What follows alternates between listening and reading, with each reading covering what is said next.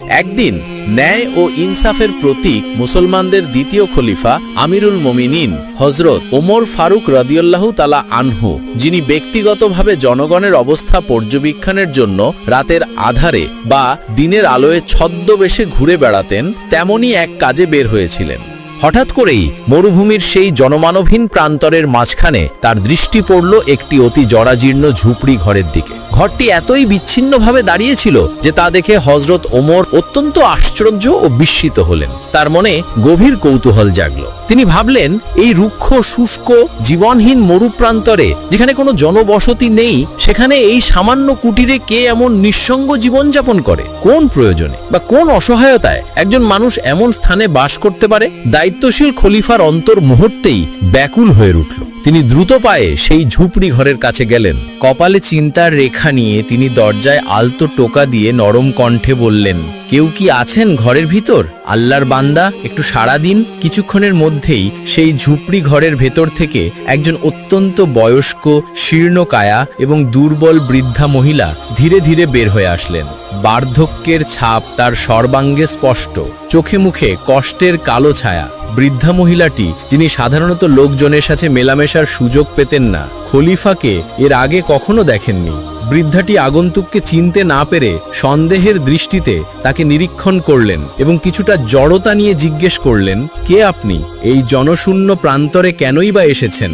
হজরত ওমর রাদিয়াল্লাহু তাআলা আনহু নিজেকে সাধারণ পথচারী হিসেবে পরিচয় দিলেন এবং আন্তরিকতা ভরে বৃদ্ধাটির প্রতি তার প্রশ্ন ছুড়ে দিলেন, হে বুড়িমা, এই ধুধু মরুভূমির মাঝে এই একাকী ঝুপড়ি ঘরে আপনি একাই বসবাস করেন?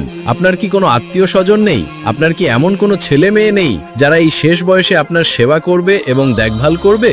বৃদ্ধার কণ্ঠস্বর দীর্ঘশ্বাস মিশ্রিত হল।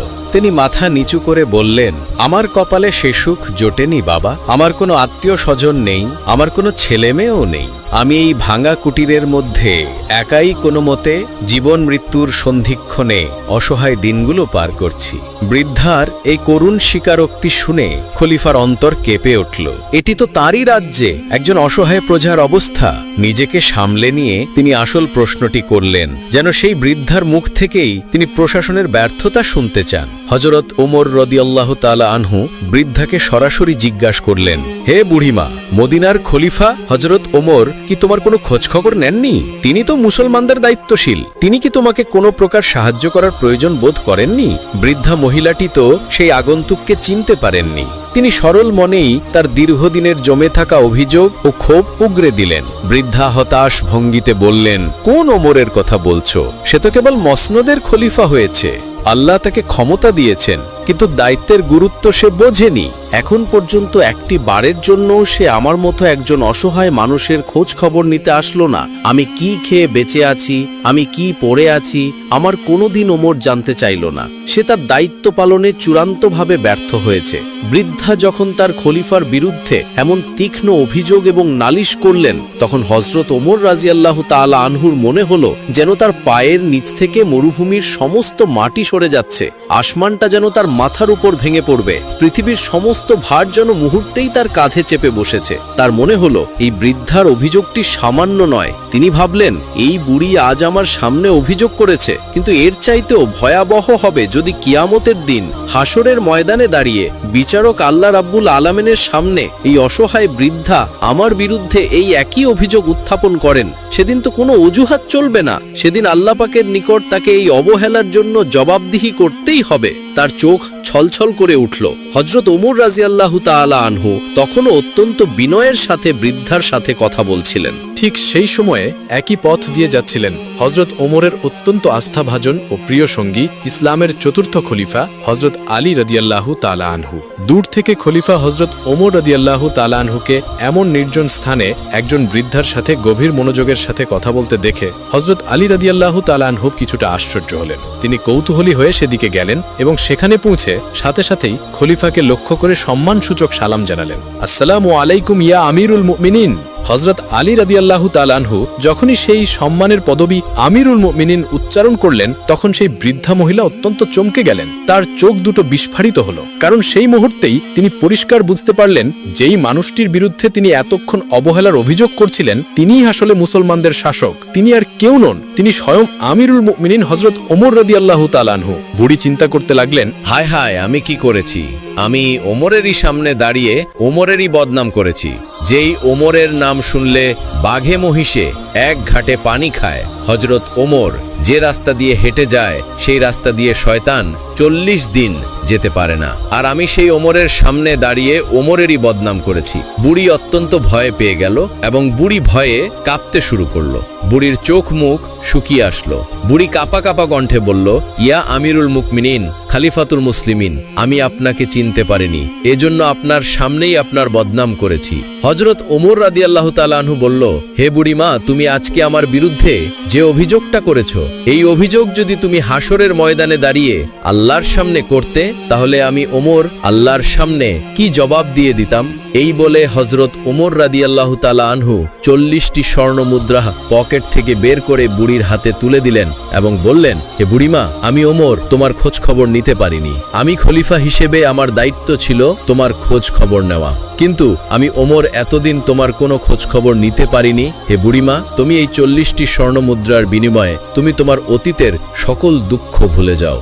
একদিন বিশ্বনবী সাল্লাল্লাহু আলাইহি ওয়াসাল্লামের কাছে একজন মুসলিম ও আরেকজন ইহুদি জমি সংক্রান্ত একটি সমস্যা নিয়ে বিচারের জন্য নবীজির কাছে আসেন। নবীজি সাল্লাল্লাহু আলাইহি ওয়াসাল্লাম সমস্ত ঘটনার বর্ণনা শুনে রায়টি ইহুদির পক্ষে দিয়ে দেন, কিন্তু মুসলিম ব্যক্তিটি এই রায়ে সন্তুষ্ট হতে পারলেন না। তিনি নবীজির দরবার থেকে বের হয়ে হযরত আবু বকর সিদ্দিক রাদিয়াল্লাহু তাআলা আনহুর কাছে গেলেন। আবু বকর সিদ্দিক রাদিয়াল্লাহু তাআলা আনহুর কাছে গিয়ে বললেন, আমি আর একজন ইহুদির মধ্যে জমি সংক্রান্ত বিষয়ে সমস্যা হয়েছিল, কিন্তু আমি একজন মুসলিম, এটা জেনেও নবীজি সাল্লাল্লাহু আলাইহি ওয়াসাল্লাম রায়টি ইহুদির পক্ষে দিয়ে দিয়েছেন, আমার পক্ষে রায়টি দিল না। আবু বকর, আমি এখন তোমার কাছে এসেছি, তুমি কি এই বিষয়ে কিছু করতে পারবা আমার পক্ষে? তখন আবু বকর সিদ্দিক রাদিয়াল্লাহু তাআলা আনহু ওই মুসলিম ব্যক্তিকে বললেন, যেখানে বিশ্বনবী ফয়সালা করে দিয়েছেন তার উপরে আর কোনো ফয়সালা থাকতে পারে না। ভাই, আপনি এবার আপনার বাড়িতে যেতে পারেন।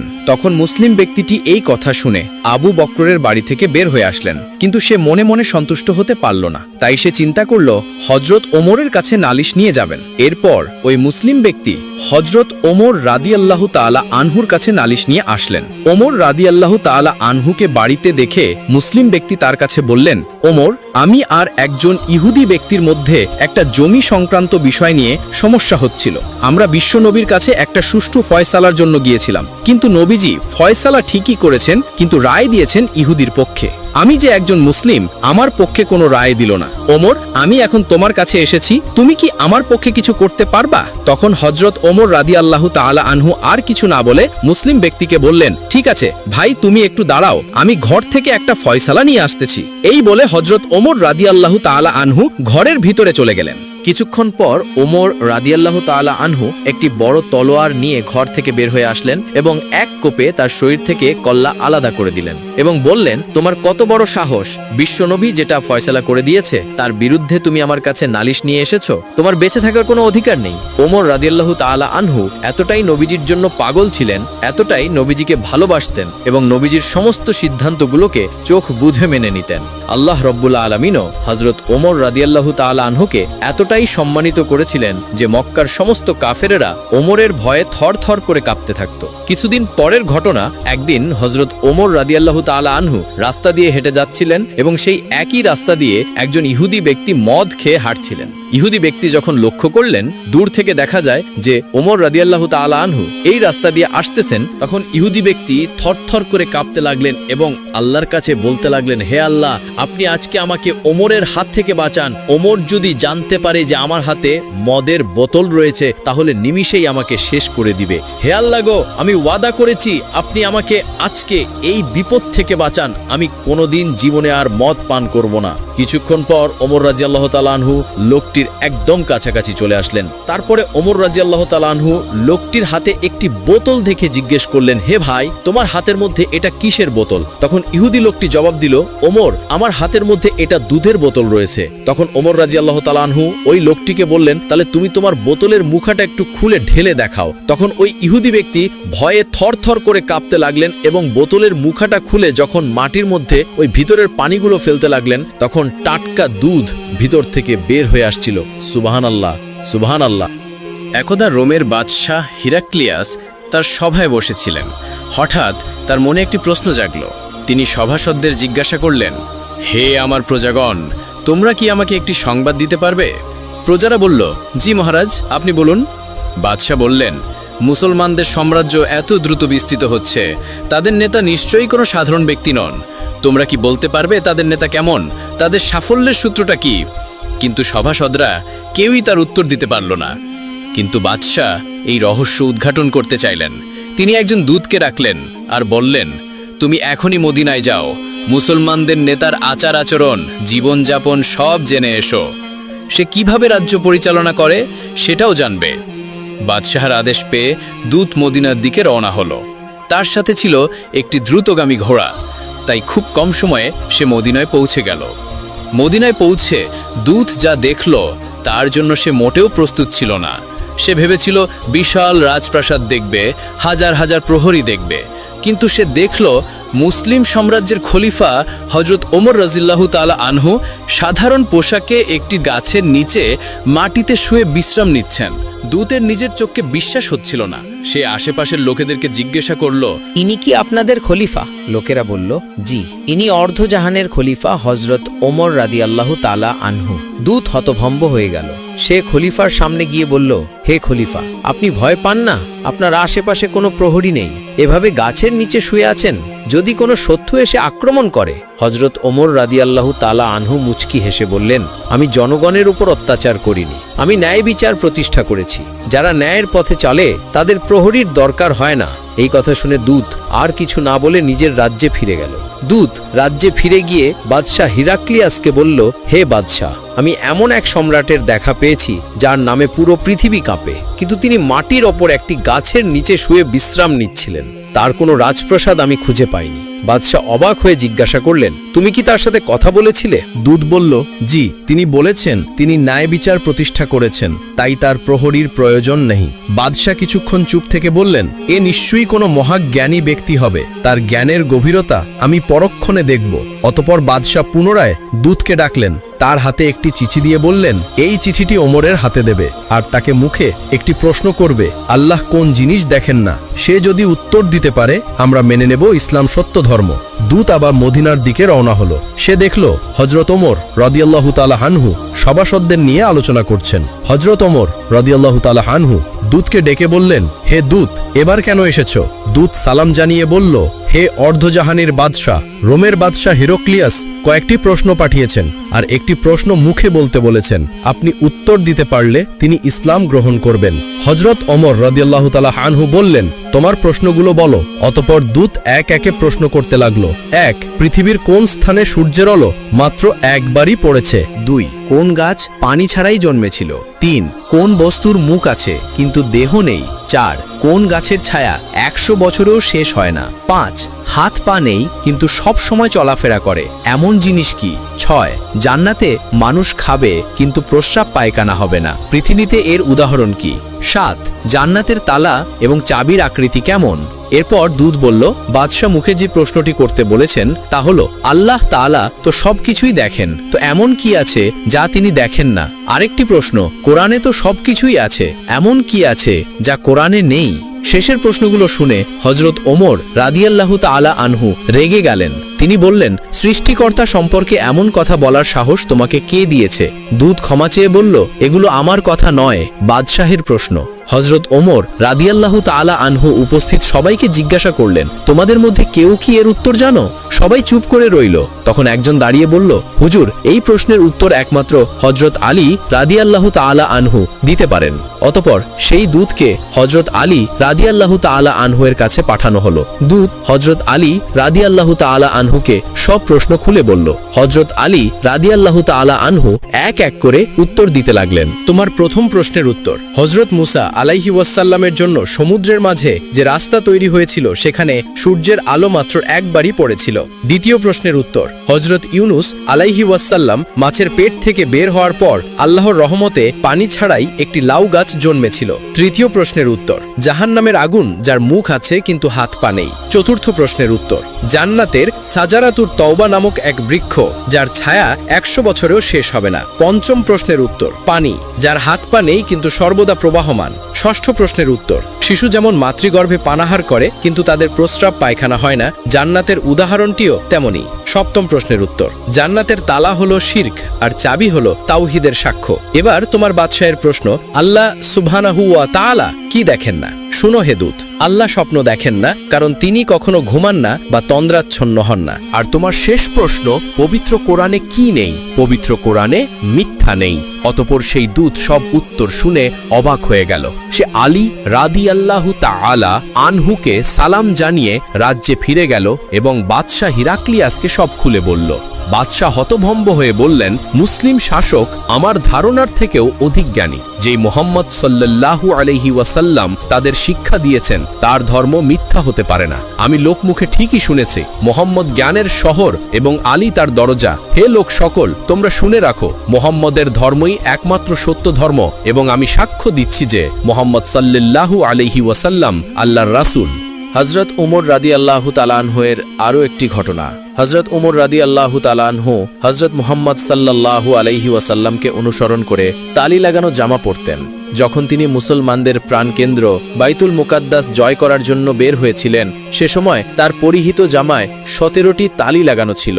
যখন তিনি তালিযুক্ত জামা পরিহিত অবস্থায় জেরুজালেমের উদ্দেশ্যে রওনা হয়েছিলেন, তখন সাহাবাদের মধ্য হতে কেউ একজন হজরত আলী রাদিয়াল্লাহু তাআলা আনহুকে বলল, ইয়া আলী, হজরত উমর রাদিয়াল্লাহু তাআলা আনহুকে বলুন অন্তত আজকের দিনে তিনি তালিযুক্ত কাপড় খুলে একটু ভালো কাপড় পরিধান করার জন্য, কারণ তিনি ইহুদি খ্রিস্টানদের দেশে যাচ্ছেন। তারা হয়তো আমিরুল মুমিনিনকে দেখে বিরূপ মন্তব্য করতে পারে। তারা তিরস্কার করে বলতে পারে যে মুসলমানগণ খলিফার জন্য একজোড়া ভালো কাপড়ের ব্যবস্থাও করতে পারেনি। আপনি খলিফাকে বুঝিয়ে বলুন। সাহাবাদের পীড়াপিড়িতে হজরত আলী রাদিয়াল্লাহু তাআলা আনহু কথাটি বলার জন্য হজরত উমরের কাছে গেলেন, কিন্তু এমন কথা বলার সাহস পেলেন না তিনি, কারণ হজরত উমর রাদিয়াল্লাহু তাআলা আনহু এমনিতেই গরম মেজাজের ছিলেন। তার ওপর এমন স্পর্শকাতর বিষয়ে মুখটাই বা খুলবেন কিভাবে? অনেক চেষ্টা করলেন কিন্তু কোনোভাবেই বলতে পারলেন না। ফিরে এলেন সাহাবাদের কাছে এবং নিজের অপারগতা প্রকাশ করলেন। হজরত আলী রাদিয়াল্লাহু তাআলা আনহু বললেন, আমি যখন বলার জন্য তার কাছে গিয়েছি তখন কথা বলার শক্তি হারিয়ে ফেলেছি। এবার সাহাবাগণ পরামর্শ করলেন, তাহলে এই কথা খলিফার কাছে কে বলতে পারে? সকলেই খেয়াল পেশ করল হজরত আয়েশা রাদিয়াল্লাহু তাআলা আনহা এবং হজরত হাফসা রাদিয়াল্লাহু তাআলা আনহা বলতে পারবেন। তারা সকলে মিলে হজরত হাফসা রাদিয়াল্লাহু তাআলা আনহার কাছে গেলেন। হজরত হাফসা রাদিয়াল্লাহু তাআলা আনহা বললেন, আমি আল্লাহর রসুলের স্ত্রী এবং খলিফা ওমরের মেয়ে, কিন্তু আমার পিতাকে এই কথা বলার সাহস আমার নেই, আমি এই কথা বলতে পারবো না। তখন হজরত আয়েশা রাদিয়াল্লাহু তাআলা আনহা বললেন যে তিনি এই কথা হজরত ওমর রাদিয়াল্লাহু তাআলা আনহুকে বলতে পারবেন। সাহাবায়ে কেরাম হজরত আয়েশা রাদিয়াল্লাহু তাআলা আনহার কাছে দরখাস্ত করলেন। অতঃপর তিনি হজরত ওমর রাদিয়াল্লাহু তাআলা আনহুকে ডেকে পাঠালেন। হজরত ওমর রাদিয়াল্লাহু তাআলা আনহু হজরত আয়েশা রাদিয়াল্লাহু তাআলা আনহার পয়গাম পাওয়ার সাথে সাথেই উপস্থিত হলেন। ভারত উপমহাদেশের বিখ্যাত হাদিস বিশারদ শাহ ওয়ালিউল্লাহ মুহাদ্দিসে দেহলভী রহমতুল্লাহি আলাইহি একটি গ্রন্থে লিখেছেন যে হজরত ওমর রাদিয়াল্লাহু তাআলা আনহু আম্মাজান আয়েশা রাদিয়াল্লাহু তাআলা আনহার সামনে দুজানু হয়ে বসে পড়লেন। আয়েশা রাদিয়াল্লাহু তাআলা আনহা বললেন, হে আমিরুল মুমিনিন, আপনি যেহেতু খ্রিস্টানদের রাজ্যে যাচ্ছেন এজন্য আপাতত এই তালিযুক্ত জামা পরিত্যাগ করে অন্য একটি ভালো জামা পরিধান করুন। আম্মাজান আয়েশা রাদিয়াল্লাহু তাআলা আনহার কথা শেষ হতে না হতেই খলিফাতুল মুসলিমিন কেঁদে ফেললেন। আয়েশাকে বললেন, আম্মা, আপনি কি আমাকে রাসূল সাল্লাল্লাহু আলাইহি ওয়াসাল্লাম থেকে দূরে সরিয়ে দিতে চাচ্ছেন? আপনার কি রাসূলের সাথে কাটানো সেই দিনগুলোর কথা মনে নেই, যে দিনের পর দিন নবীজি সাল্লাল্লাহু আলাইহি ওয়াসাল্লাম উপবাস থেকেছেন? 3 দিন পর্যন্ত নবী করিম সাল্লাল্লাহু আলাইহি ওয়াসাল্লামের চুলায় আগুন জ্বলেনি। হে আয়েশা, আপনার কি সেই দিনগুলোর কথা মনে নেই যে নবী করিম সাল্লাল্লাহু আলাইহি ওয়াসাল্লাম তালিযুক্ত কাপড় পরিধান করেছেন?